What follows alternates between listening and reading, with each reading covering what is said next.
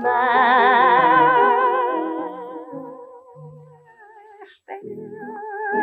dindons saignent mes boutons quand ils font leur glou, glou, glou, glou, quand chacun de ses bains glou, glou, glou, glou, glou, glou, glou, glou, glou, mais ça ne va pas. Mais si, mais ça me plaisait beaucoup au contraire, bah voyons, je croyais que t'étais malade. Pas du tout. Qui l'eût cru?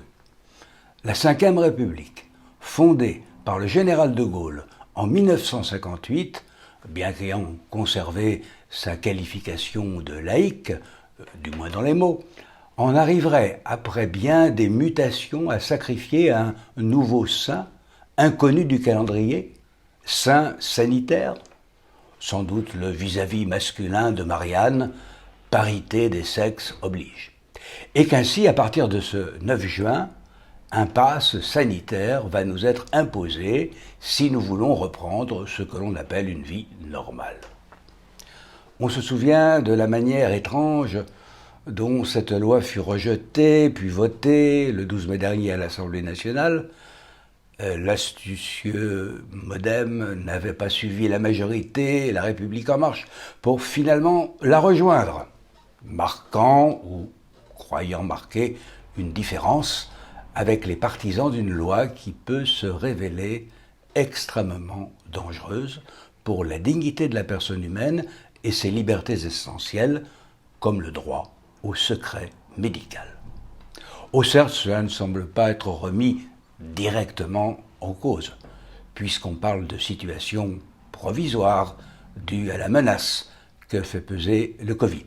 On a même instauré ce qu'on appelle des lignes rouges pour sauvegarder les libertés que j'ai évoquées. Mais il faut croire que celles-ci ne sont pas très voyantes, et le fait qu'elles aient été instaurées sous un quinquennat qui n'a su que répandre le plus épais brouillard sur l'affaire des Gilets jaunes et qui a traité ensuite l'affaire du Covid d'une manière que les Français ne sont pas prêts d'oublier et continuent sur le même mode, avec le seul postulat de la solution vaccinale, interdisant tout soin, tout cela n'inspire pas confiance. Il est clair que le gouvernement actuel veut tout savoir de la santé de chaque Français. Pour l'instant, cela ne concerne que ce qui tourne autour de l'affaire du Covid, mais l'appétit vient en mangeant. D'autant plus que, dans le même temps, la CNIL autorisait une multinationale privée, IQVIA, à passer un partenariat avec les pharmacies pour contrôler toutes les transactions qui se passent sur nos cartes vitales. On peut se consoler en se disant que ce sera peut-être une occasion de repérer celles qui sont utilisées indûment. Mais cela apporterait d'autres problèmes, peut-être peu glorieux pour certains responsables, problèmes qui distrairaient de l'essentiel. Mais cela peut aussi être utilisé dans le sens d'une amélioration de performance de ces cartes, qui aboutirait à mieux les personnaliser afin que l'État puisse encore mieux nous connaître et nous faire connaître aussi aux organismes qui seraient susceptibles de s'intéresser à nous, et ce pour notre bonheur, bien sûr. Car comme Jules Romain le faisait dire au docteur Knock, tout bien portant est un malade qui s'ignore. Et cette constatation en entraînera une autre. Tout citoyen qui tient à sa liberté ignore les bienfaits de la dictature. Notre révolution avait de toute façon pavé le chemin, en stipulant que tout citoyen peut rapidement devenir un suspect qui s'ignore, selon la loi des suspects de 1793. Alors certes, nous n'avons pas inventé, nous Français, le raffinement sanitaire de la dictature. Après l'humiliante défaite de 1918, l'étude de la biologie va connaître en Allemagne un grand développement. La crise de 1929 va l'accélérer. On est à la recherche d'un ordre nouveau pour éviter de semblables catastrophes. On veut sortir du confinement, de la défaite et de la misère, un peu comme les Français, après ce qu'ils ont vécu avec le Covid. On était, comme on est aujourd'hui, prêt à tout. En Allemagne, on allait mélanger la guérison du corps des individus à celle du corps social. Et dans la droite allemande, où se situe le Parti national-socialiste, on va prôner l'hygiène raciale et une politique eugéniste. On va favoriser la reproduction d'individus reconnus comme génétiquement sains, en raison du sang arien coulant dans leurs veines.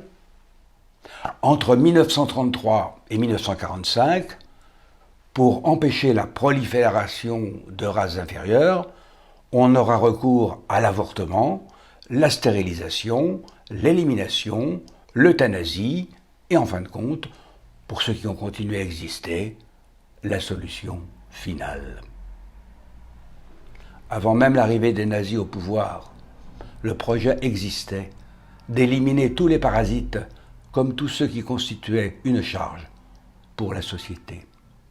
Quand Hitler deviendra chancelier, sera créée une commission nationale pour le service d'hygiène raciale dont s'inspirera en France Georges Montandon, grand et redoutable théoricien de l'antisémitisme, pour fonder en 1940 la revue Ethnie française.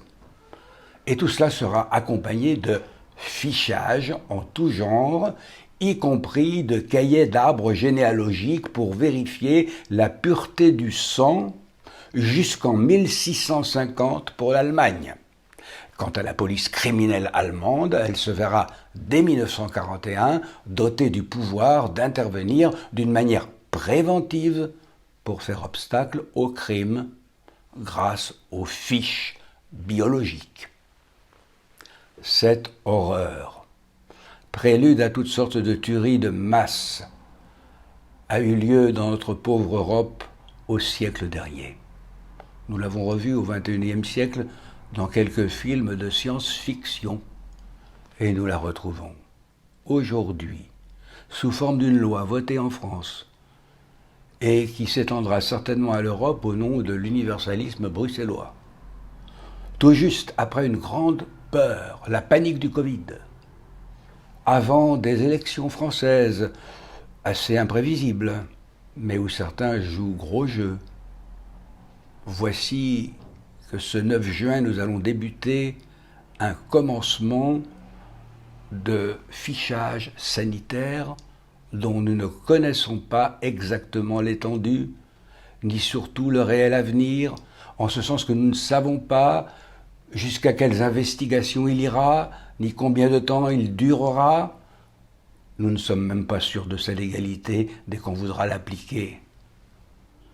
Cette affaire, s'ajoutant à une gestion plus que problématique de ce qu'on a appelé la crise sanitaire, aggrave la crise de confiance entre le peuple français et ses dirigeants.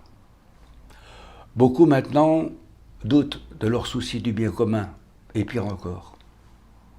Et quelque temps plus tard, la loi de bioéthique sera votée, comme celle concernant les associations, sous prétexte de conforter les valeurs de la République. Mais quelle République? Celle qu'on aura réduite au statut de maison de passe sanitaire.